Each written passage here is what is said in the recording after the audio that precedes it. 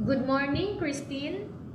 Good morning, ma'am. Okay, Christine, can you tell me about yourself? I am Cristine Quimado from Philippines. I am 29 years old. I am married. I have four children. Okay, I have a few questions for you to answer, so let's start. Yes, Why do you want to work as a maid? I want to work as a maid to earn big salary and give my children their needs. Why you choose Malaysia when there is a lot of other country? As far as I know, Malaysia is a safer country. The people there is kind and it's near in the Philippines also. How are you qualified for this job? Since I am a 8 years housewife, I know how to do house chores and taking care of my children. May I know what your educational level is? I am a vocational graduate in HRM Hotel and Restaurant Management. What is your recent working experience? I am a teller in Tagum National Cooperative.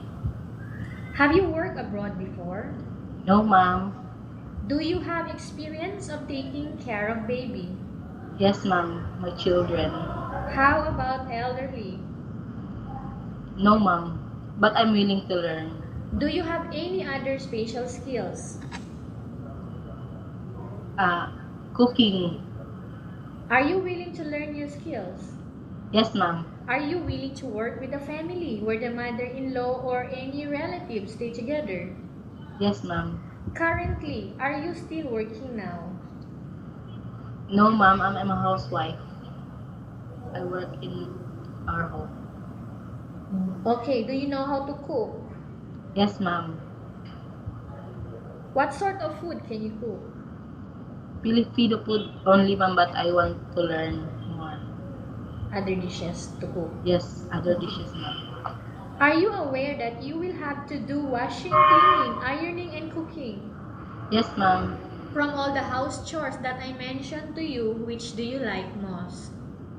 Washing, ironing, and cooking. If ever you were selected to work in Malaysia, who will take care of your kids? My husband. You are not allowed to use handphone during working hours. Yes, ma'am. You are only allowed to use handphone after you finish all the works and when going to bed.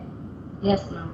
You are strictly needed to surrender the handphone to your employer in the morning and your employer will return back to you once you're going to bed. Yes, ma'am. If ever your employer finds out that you're abusing of using your handphone and it's affected your work performance, your employer will confiscate your handphone and you are not allowed to hold it anymore.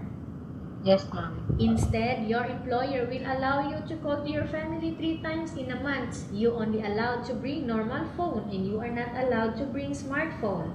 Are you agreed for the terms and conditions? Yes, ma'am. Are you agreed to the rules and regulation for the handphone? Yes, ma'am. How many years is the contract as you agreed and understands? 2 years, ma'am. Can you describe for me your ethics, your attitude? I am hardworking, respectful, friendly, and God-fearing person, ma'am. How can you assure to us that you will work hard in Malaysia?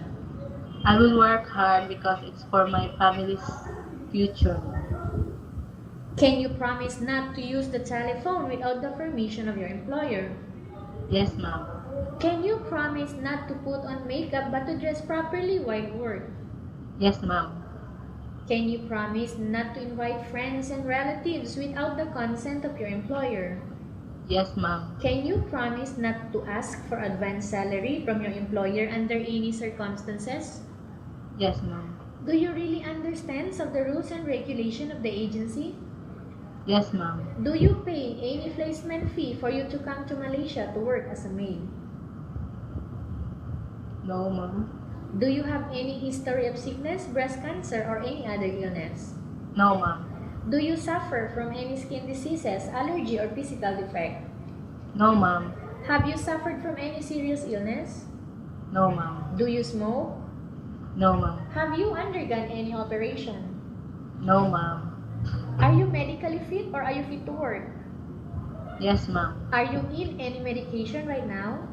No, ma'am. Are you allergic with any food? No, ma'am. Are you preferred to work for the employer of any race? Yes, ma'am. Are you preferred to eat the type of food taken by your employer? Yes, ma'am. Are you afraid of being left alone in the house? No, ma'am. Are you afraid of dogs or other pets? No, ma'am. Can you promise to work according to instruction from your employer? Yes, ma'am. Do you have any immediate family working in Malaysia? No, ma'am. Okay, Christine, we have finished our question section. Let's go to case study. I have a case study here for you and I want you to answer me truthfully. Okay, Christine? Yes, ma'am. Upon arrival in Malaysia, within 6 months only, if ever any of your family members passed away, what will you do? I will finish my contract, ma'am,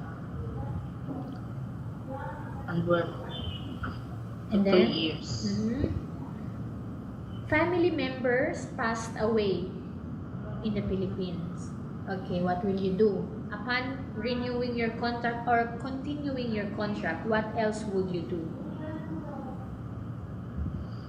I will finish my contract, ma'am, And then, until I finish my work. would you send money to your family who passed away? Yes, ma'am. And then, I will give them my salary. I will just help them. okay, again, tell us about yourself and why do you want to work in Malaysia as domestic helper? I am Cristine Quimado, and I want to work as a maid in Malaysia for my children's future. Okay, what do you want to tell to your employer who are watching your video right now? Hello, good morning, ma'am. Good morning, sir. I am Cristine Quimado from Philippines. I am willing to work as a maid in your country, in Malaysia. I hope you choose me as your maid, and I will do my responsibility and I will do it with honesty.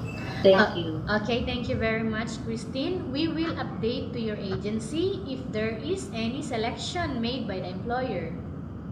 Yes, ma'am.